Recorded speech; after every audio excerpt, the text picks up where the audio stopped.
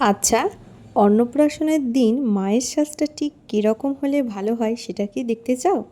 Hello everyone, আমি makeup artist Swati. তোমরা দেখছো স্বাতি সৌমিত ইউটিউব চ্যানেল থেকে।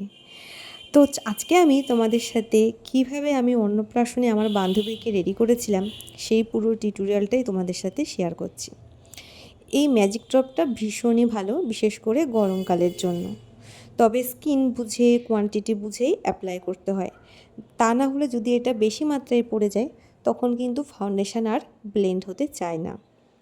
তো সব কিছুর বিষয়ে প্রপার নলেজ থাকা দরকার। আর এখন যেরম গরমটা পড়েছে, আর বাচ্চার মা বাচ্চাকে নিয়ে ছোটাছুটি করবে, ঘাম তো অবশ্যই হবে। যে ঘামে না সেও ঘামবে, এটাই স্বাভাবিক।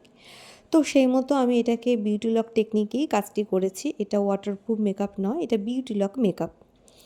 এবার মুখের পাশাপাশি গলাটা স্কিন টোন অ্যাকর্ডিং আমি পুরো ফাউন্ডেশনটা ব্লেন্ড করে দিয়ে এখন আমি আই মেকআপে চলে এসেছি। আমার বান্ধবী সত্যি বলতে খুবই কম সাজে, ও সাজগোজ সম্বন্ধে অতটা ওয়াকিবহাল না।